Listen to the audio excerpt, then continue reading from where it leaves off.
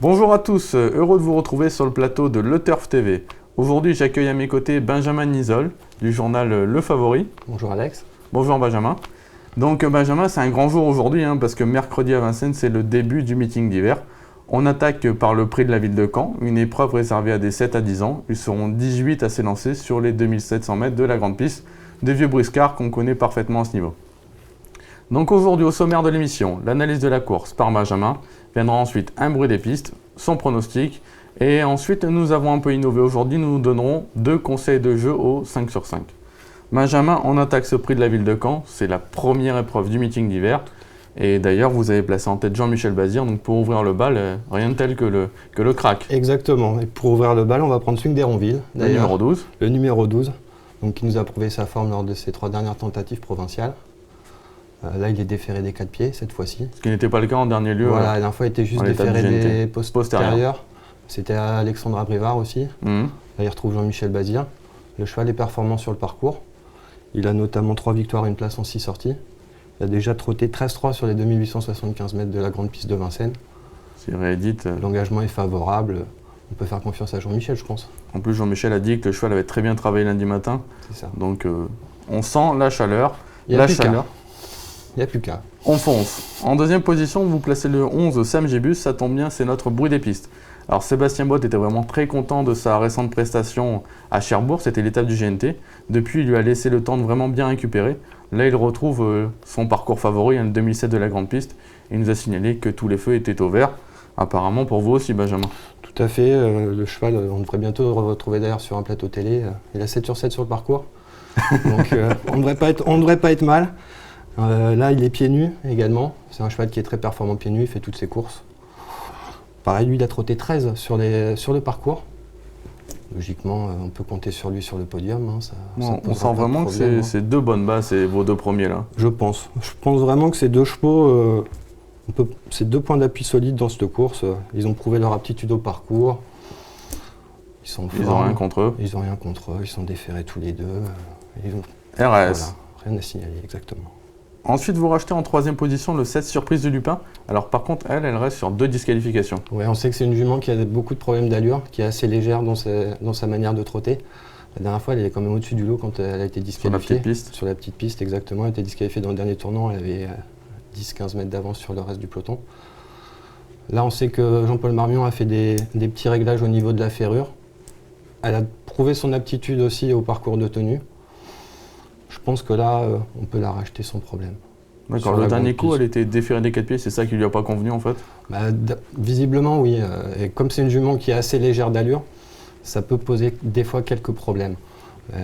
Là, comme je vous ai dit, Jean-Paul Marmion a effectué des réglages, on peut compter sur lui pour avoir mis la jument comme il fallait. On lui fait confiance. Oui, on lui fait confiance, tout à fait. En 4e position, vous placez le 4 Shadow Odyssey. Alors lui, il reste sur une victoire en province. Par contre, n'est-il pas un peu plus confirmé piste plate que sur la grande piste? Oui, en effet, il est confirmé piste plate. Bon, il vient de s'imposer plaisamment au Sable d'Olonne. Son entraîneur est confiant et il estime qu'il n'a jamais eu dans une condition pareille. Ça peut peut-être faire la différence du coup. Voilà, ouais. Il a aussi déjà fait ses preuves sur le parcours. Il a 4 places sur 8 tentatives. Et là, il le confie à Mathieu Abrivard qui va le découvrir, certes, mais qui aura à cœur de se distinguer à Vincennes pour ce quintet. D'accord. Voilà. On est vraiment content d'ailleurs de retrouver Mathieu Abrivard au sulky. D'ailleurs, il a déjà renoué avec la victoire. Peut-être que ça peut lui donner des ailes dans cette épreuve. Exactement. On va lui souhaiter. Ensuite, en 5e position, vous placez le 14, Radio Bégonia. Lui nous a un peu déçus récemment dans l'épreuve du GNT à Lyon. Par contre, c'était la fameuse 2e course. Est-ce que ça peut jouer? Voilà, c'est ça. Il avait bien couru pour sa rentrée. Ensuite, en effet, il a un peu déçu à Lyon, mais c'est pas si mal comporté que ça. Là, maintenant, le cheval a 2 parcours dans les jambes. L'engagement est favorable. Logiquement, je pense qu'on peut le racheter dans cette course. D'autant que Franck Nivard marche actuellement vraiment sur l'eau. Voilà, Franck Nivard, c'est l'homme inarrêtable. Il reprend, donc je pense qu'on peut le reprendre en confiance dans ce quintet. Maintenant, il a 2 parcours, il devrait être bien pour pouvoir disputer les premières places. D'accord, donc on rachète également le 14 Radio Bégonia. Ensuite, en outsider, vous placez donc le 15 Rapide Épuisé. Lui, ça tombe bien, c'est n'est autre que le tenant du titre, c'est numéro 15. Exactement, il a remporté la course l'an passé. Il avait le numéro 1, donc c'était le moins riche. C'était le moins riche. Donc là, visiblement, il découvre des conditions plus favorables. Il vient de se comporter à Mons derrière Onyx Dem, où il a tracé une bonne fin de course. Il retrouve Jos Verbeek à son sulky. Chose qui en tire vraiment la quintessence en Voilà, plus. il sait s'en servir à merveille. Donc je pense que ça peut être une bonne petite surprise pour la 4-5e place. On peut le reprendre dans cette course. Donc outsider valable avec rapide d'épuisé. Tout à fait, D'accord. tout à fait. Et ensuite, deux chevaux les mieux engagés. Vous retenez le 17 Rose de Sarthe. Par contre, elle aussi, grande piste. 3 dernières courses sur la grande piste, 3 échecs. Maintenant, elle est en forme.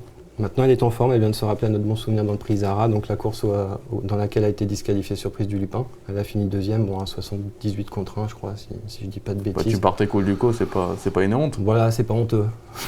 Surtout que le cheval de Fabrice Souva gagne bien ce jour-là. Antoine Vell s'était bien débrouillé avec elle la dernière fois, alors qu'il la découvrait.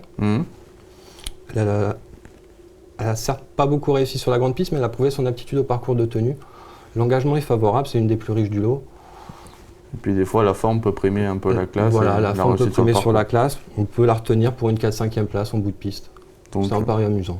D'accord. Et enfin, vous complétez votre choix, le 18 Prontonné.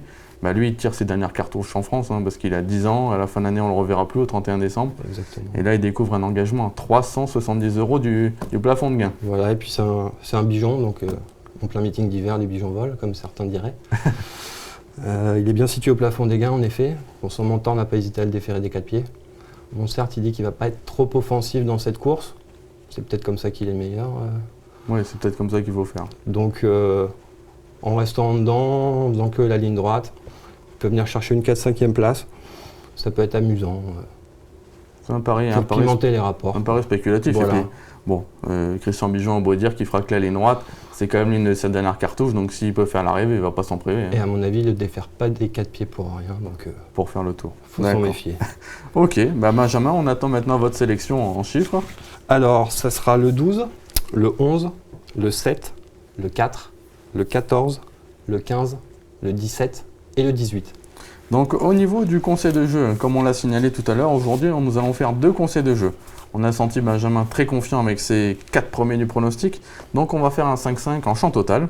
Le 12, le 11, le 7, le 4, ce qui avec donc tous les autres concurrents de la course, ce qui fait un champ total à 14 € si vous le faites au plein tarif, 7 € à 50%, ainsi de suite.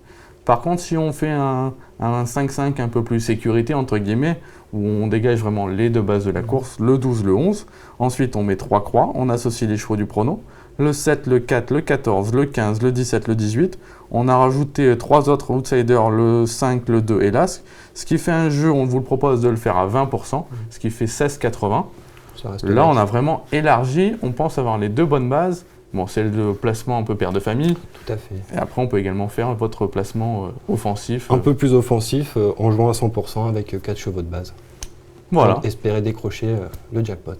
Eh ben, on espère, on le rappelle, 30 000 € jackpot. Donc, même si vous voulez faire les 2 jeux pour 30 000 €, ça vaut peut-être le coup. Ah oui, et puis en début de meeting, ça fait toujours plaisir, 30 000 €. Oui, parce que le meeting est long jusqu'au mois de mars. Il va falloir nous suivre d'ailleurs sur cette émission jusqu'au mois de mars où on vous donnera les meilleures informations possibles. On essaiera en tout cas. Benjamin, écoutez, merci beaucoup et puis à très bientôt sur ce plateau. Eh ben, je vous remercie, à bientôt, au revoir. Bonjour à tous, au revoir.